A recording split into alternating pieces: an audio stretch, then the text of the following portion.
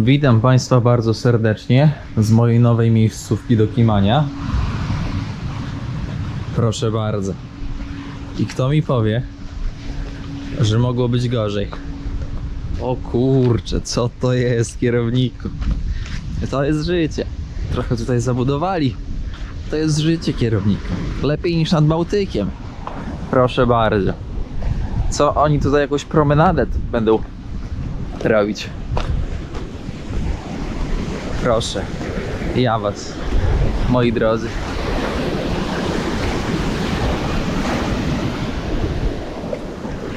Żyć, nie umierać. Zatem tak, ktoś by zapytał, co to, kierowniku, za akwen. Zatem to jest, moi drodzy, Morze Południowochińskie i jakbyśmy tak spojrzeli, tak na wprost totalnie, to tutaj jakbyśmy cały czas ładowali na wprost, to byśmy dotarli do Singapuru i do Malezji, a w drugą stronę, za moimi plecami, jakbym się odwrócił, no to byśmy, moi drodzy, dotarli w przeciwnym kierunku. Pomyślałem, że wskoczę tutaj, odpocznę. Dzisiaj spam 12 godzin, tak mi odcięło.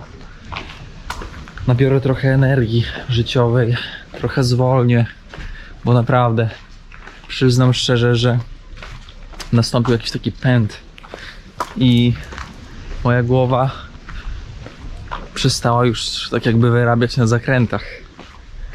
Więc idziemy zjeść na spokojnie. Dzisiaj taki chilling bez zbędnych spin.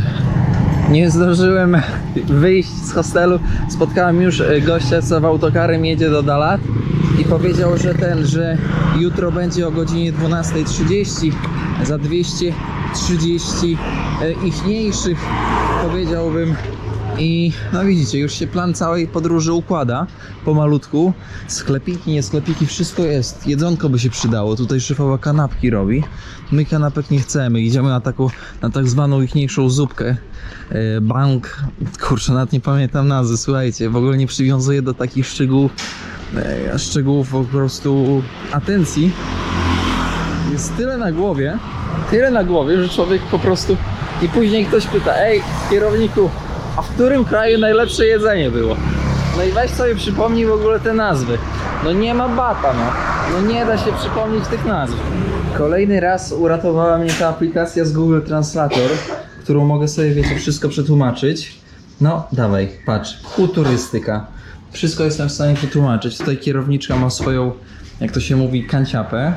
I pamiętajcie, w każdej kanciapie co musi być? W każdej kanciapie musi być ołtarzyk. To świadczy o tym, że kierowniczka jest buddystką i taki ołtarzyk może służyć jako chciałem powiedzieć półeczka, podpórka, półeczka pod fajurę, widzicie fajurę. To ma na celu ochronę miejsca, ochronę właścicieli. A tutaj taka choinka z fajury. Świat jest ciekawy, interesujący, a zarazem śmieszny. Szefowa do każdej zupki dodaje makaron. Oczywiście nie jest świeżo gotowany, bo by się nie opłacało, z lodówki. Później się podgrzeje, jeszcze jakaś zieleninka by leciała. A później przychodzi koleżanka na pogaduszki. Witam serdecznie. Kapelusze z głów, jak to mówi się. Oj, może Wietnamczycy są przekochani, przeuroczy. Mają taką ciepłotę w sobie, którą tak ciężko trochę wytłumaczyć, takie ciepło. Autentycznie do nieznajomego człowieka takie ciepło. I pomimo, że jesteśmy w turystycznej miejscówce, gdzie ta pani jest zmęczona już pewnie turystami, bo widziała ich na mnie setki, tysiące, miliony, to wciąż czuć tą ciepłotę. A w podróżowaniu, kiedy czujesz tą ciepłotę, to jesteś w dobrym miejscu. Pani mi jakieś martadeli nawaliła, chociaż ja nie chciałem takiej martadeli. No ale co? Się nie dogadasz, to jak się nie dogadasz, jak języka nie znasz, to nie wymagaj, kierowniku. Taka sytuacja. I co? Czosneczek mamy. Zaraz sobie limonką wyczyścimy pałeczki. No i oczywiście zieleninka. Tam szefowa ze mnie się trochę śmieje. To chyba jej mama. Tutaj po lewej. Ale dobra, smacznego moi kochani. Czy ktoś mi powie, rocznik 90, 80, 2000 może będzie pamiętał Dragon Balla i Vegetę i wszystkich innych. Ktoś mi powie, że nie, że jest lepsza nazwa dla siłowni niż Vegeta. Wątpię. Nie ma, moi drodzy. Tylko i wyłącznie Vegeta i ogień. Dzisiaj jest spokojna szwędaczka. Ho Ham Tien Market z 2012 roku. Jakieś pierdoły można kupić. Jakieś helmety, nie helmety. Przejdę zaraz dalej. To bardzo malutki, powiem wam szczerze. No bardzo dużo takich, powiedziałbym, chińskich nabytków. Ale przyjemnie, jak cicho. Patrzcie, jakie pomidorki. Aj. Nigdy już tu szefowa z boku mnie atakuje. Nieduży markecik lokalnego towarzystwa, że tak to określę. No wszystko można kupić. Widzę, że pomału się tutaj już zbierają.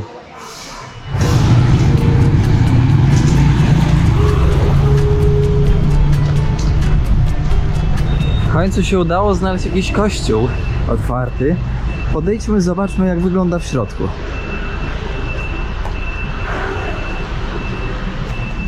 Moi drodzy, z chrześcijaństwem w Wietnamie jest taki dość ciekawy związany temat.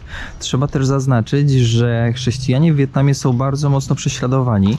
No i na przykład uchodźcy z komunistycznej północy, uciekający chrześcijanie, rzecz jasna, uciekający na południe do Ho Chi Minh między innymi. I wyobraźcie sobie, że oni się tam skupili, w sensie oni uciekają na południe, wszyscy. I wyobraźcie, moi drodzy, sobie, że w 2019 roku władze Ho Chi Minh, czyli miasta, w którym byliśmy na południu, Saigonu, zebrały buldożery i zmiotły domy chrześcijańskie z powierzchni ziemi. Chrześcijanie w Wietnamie są prześladowani. Dziwnie wygląda nadchodzący czas świąt, w momencie, kiedy nie ma śniegu wokół. Jest tak ciężko jest w ogóle mojej głowie w to uwierzyć i tak poukładać sobie. Ale kościółek, przyznajmy, że jest bardzo schludny, no i bardzo taki, powiedziałbym, europejski. W sensie nie ma tutaj nic, co mogłoby przyciągnąć taką większą uwagę w kwestii takich różnic. Wyobraźcie sobie, że jak zacząłem bardziej skrywać temat w ogóle chrześcijaństwa w Wietnamie, to się okazuje, że w północnym Wietnamie, w komunistycznym Wietnamie, w ogóle kiedy ludzie zaczynają przyjmować chrzest, przechodzić na chrześcijaństwo w jakichś malutkich wioskach, to wyobraźcie sobie, że władze wiosek, w których to się odbywa, są bardzo negatywnie nastawione na to i po prostu atakują ludzi. Zmuszają ich do wyrzeknięcia się wiary i też oczywiście do tego dochodzą rękoczyny wszelkiego rodzaju, więc w całej masie artykułów w internecie można poczytać o takich przypadkach, że w jakiejś wiosce grupka tam 20 osób zdecydowała się przyjąć w ogóle chrzest, czyli przejść na chrześcijaństwo. Bojówki zaatakowały tych ludzi i nie wiem, 6., 5., czy tam ileś osób trafiło do szpitala z obrażeniami głowy, rąk, więc no jest grubo. Nie ma wolności religijnej i łamane są prawa człowieka. Wciąż. Ja to mówię o czasach współczesnych. Ja nie mówię, że to 10 lat temu. Ja mówię o tym, co jest teraz i o tym, co jest aktualne. Ktoś by zapytał kierowniku, a ile ludzi w Wietnamie? No około 100 000. U nas jest 36. Co ja gadam? Jakie 100 000? 100 milionów.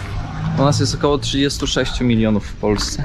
Więc jak można łatwo policzyć, prawie 3 razy więcej, pomimo że Wietnam jest mniejszy. Ale do czego bije? Jak mamy prawie 100 milionów ludzi, to około 10%, 9-10% to chrześcijanie, czyli łatwo licząc to jest około 10 milionów ludzi to są chrześcijanie.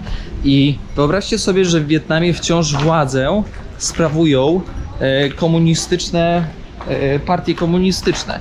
I w momencie, kiedy partie komunistyczne objęły władzę i chciały, w ogóle jest wprowadzony w wprowadzona tak zwana wolność religijna, ale partie komunistyczne zarządziły, że każdy obywatel ma się zarejestrować i podczas rejestracji musi tak jakby zadeklarować, jakiego wyznania jest. I już w tego typu systemie ta wolność religijna, jak możecie się domyślić, zostaje ograniczona, bo jeżeli delikwent powie prawdę, że jest chrześcijaninem, no to już odgórnie jest zaznaczony fifką taką żółtą, ok, ten chrześcijanin, trzeba mu dowalić, jak to się mówi, w kolana. A jak nie wiadomo, bo ktoś się powiedział, a kierowniku, ale po co oni się tak biją? No bo zasada jest prosta. Jak nie wiadomo o co chodzi, to chodzi o banany. Już kolejny raz taki żarcik ze strony kierownika. Nie, no chodzi o pieniądze. No bo tak na dobrą sprawę, w momencie kiedy rozliczasz podatki, no bo jak płacisz podatki, no to kraj się rozwija, lepsze drogi, szkoły, tam wiecie, cuda niewidy. No i jak płacisz podatki, to jakiś procent z tych podatków idzie na szkoły, idzie na kościoły. No i właśnie tutaj to drugie jest najważniejsze, kościoły. No i partie boli to, ale to nie tylko w Wietnamie, ale też w Polsce bardzo często też, że po prostu ta część podatku idzie na kościoły. Tutaj w Wietnamie też trzeba zaznaczyć, że czarki, one są takie spokojne. Elo, czary. Spokojny. No więc chodzi o pieniądze. O pieniądze chodzi. Hej się masz. Co można wywnioskować po szyldzie? Że dużo tutaj obcokrajowców, a zwłaszcza z Rosji.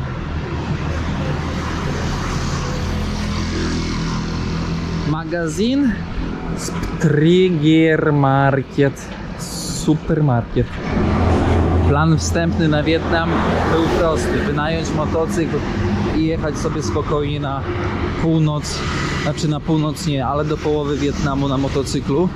Ale zdałem sobie bardzo szybko sprawę z tego, że jestem na tyle przemęczony i na tyle nieskupiony, że to będzie zagrożenie dla mnie i dla wszystkich wokół, więc zrezygnowałem z tego pomysłu, moi drodzy, na rzecz po prostu autostopa i autobusów najzwyczajniej w świecie.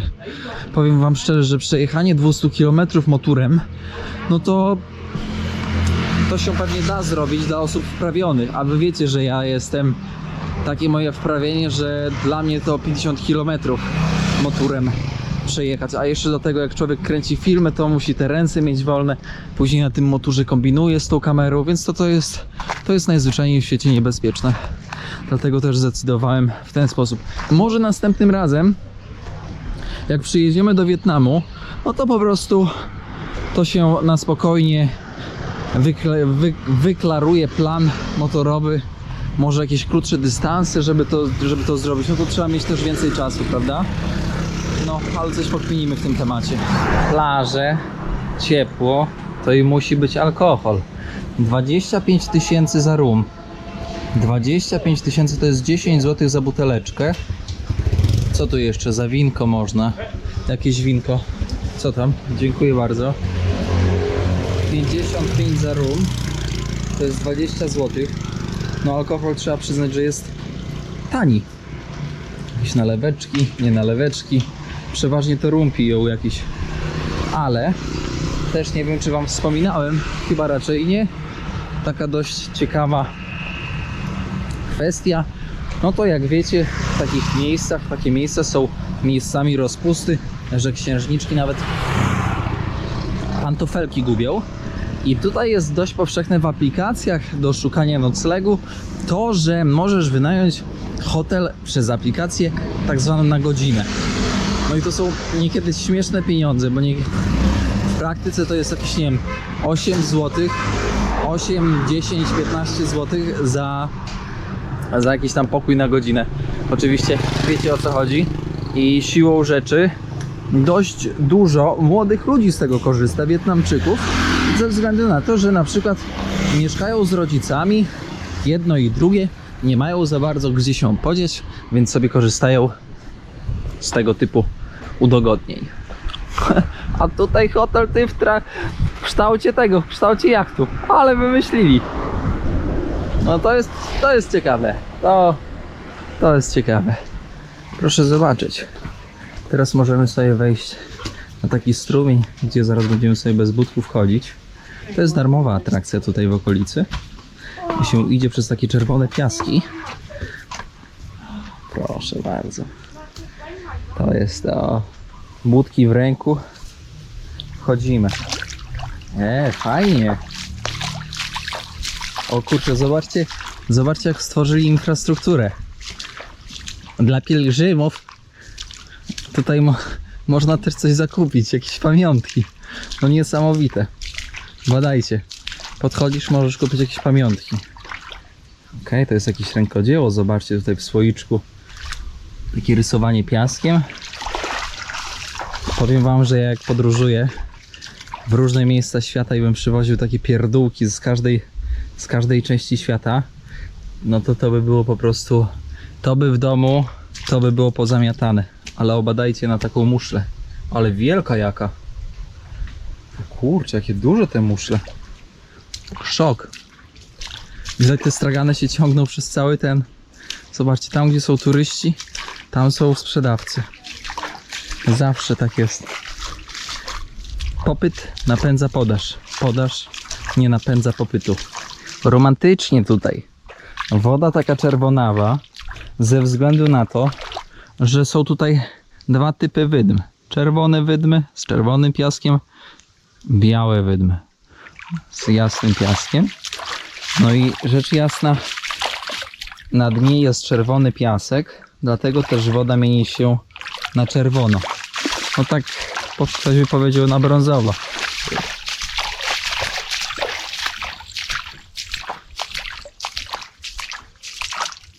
A tutaj, moi drodzy, huśtaweczka dla zakochanych. To miejsce jest reklamowane jako takie miejsce natchnienia miłością. Palmy kokosowe. Czekajcie, my sobie przejdziemy tutaj bokiem po wydmie jasnej. Proszę bardzo. Już tutaj można zobaczyć, że mamy możliwość zetknięcia się z tak zwanym wietrzeniem fizycznym, które między innymi w tym przypadku tyczy się temperatury, czyli w ciągu dnia jest bardzo gorąco, a wieczorem temperatura spada, więc te skały po prostu, oczywiście skały, które są piaskowcem, po prostu się rozlatują. Zaraz wam podejdę, pokażę. Oczywiście też wiatr ma swoje znaczenie, ale w tym przypadku akurat znacząco mniejsze. Zobaczcie, jakie ten piaskowiec jest twardy, ale wciąż zbyt miękki, żeby w nim zrobić sobie jamę i mieszkać. O kurczę, jak to pięknie wygląda. O nie, aż tak się nie spodziewałem, że to będzie tak uroczo wyglądało bez ludzi. Super. Też są ostrzeżenia, że odrywają się kawałki piaskowca i spadają. I zobaczcie, jak niewiele trzeba, żeby stworzyć ciekawą atrakcję z tego, co daje natura. Ludzie po prostu przychodzą i brodzą sobie w takiej rzeczce. No i to mi się podoba. Słuchajcie, naprawdę w biznesie turystycznym potrzebna jest kreatywność, a na drugim miejscu pieniądz.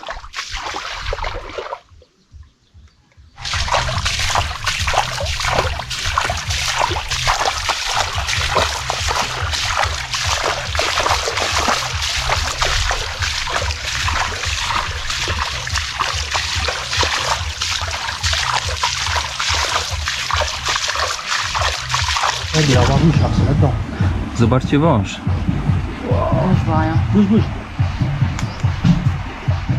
I kurczę, powiem wam, że to jest, wydaje mi się, że chyba żmijowaty.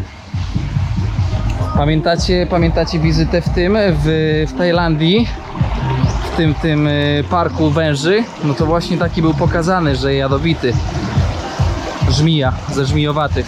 Ty, to trzeba mieć naprawdę, powiem wam szczerze, że pecha, żeby taki dziagnął w takim tym.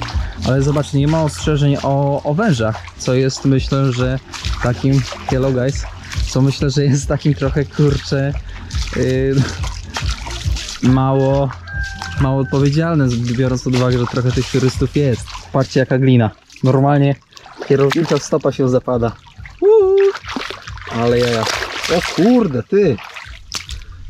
Jakbym nie wrócił, jak nie będzie kolejnych odcinków, to znaczy, że trzeba po kierownika przyjechać i wyciągnąć.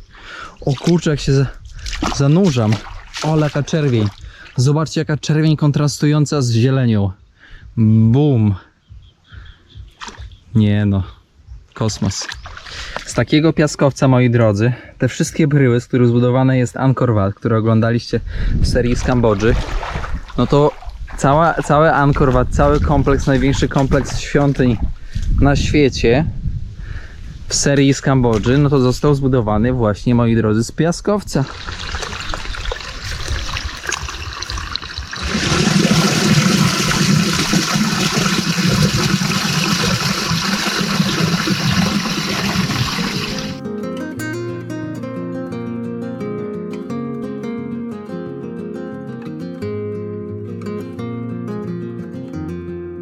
Innych żyjątek też nie brakuje, moi drodzy. Zobaczcie, takie rzeczy, takie stonogi to jedzą w Wietnamie, w Chinach też jedzą. O, tutaj kubka się ciągnie za ogonem. Niektóre gryzą, to pogłaskajmy. No, oj, oj, oj, oj, oj, oj. No, już. Nie męczymy mniejszych od siebie. No, skok! Jopa! To jest koniec pętli, którą się idzie. Powiem wam, że te piaskowcy naprawdę robią robotę z tymi wydmami kolorowymi. Ale najbardziej tego, czego nie trawię, moi drodzy, to jest reklama w tak pięknym miejscu jak to. Spalić ją! Spalić reklamę!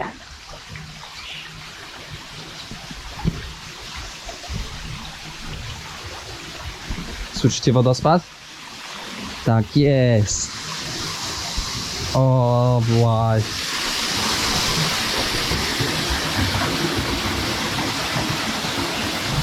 Proszę bardzo, krab zrzucił swoją skorupkę albo został zjedzony. Chyba bardziej został zjedzony, bo zbyt dobrze zachowany. Co to znaczy? To znaczy, że jest bardzo czysta woda tutaj, moi drodzy. Cudo, kocham takie miejsca.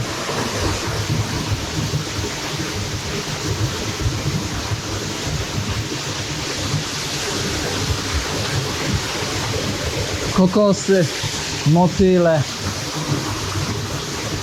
Dość nietypowy widok, przedstawiający dwa romansujące motyle. Proszę bardzo. Proszę popatrzeć, bo już takich widoków to nie będzie pewnie. To jest bardzo, powiedziałbym, rzadkie złapać taki kadr.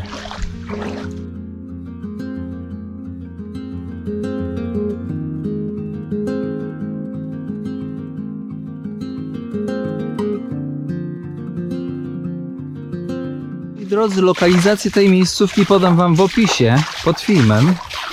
No i mam nadzieję, że jak będziecie tutaj w okolicy, to sobie wpadniecie do tego miejsca, bo naprawdę jest przeurocze i warte odwiedzenia. Taki widoczek w jednej z knajpek obok. Tutaj też jest muzeum, chciałem powiedzieć. Tutaj też jest zoo małe za 5000. 5000 to jest bardzo mało, no umówmy się, to jest złotówka, nawet mniej niż złotówka, ale ja to nie popieram. Zaraz wam pokażę, jakie te zwierzątka są i tyle. Nie popieram zoo, bo powiem wam szczerze, boli mnie. Są króliczki, małpki. Te są, jak one się nazywają? Te, no jak, zapomniałem.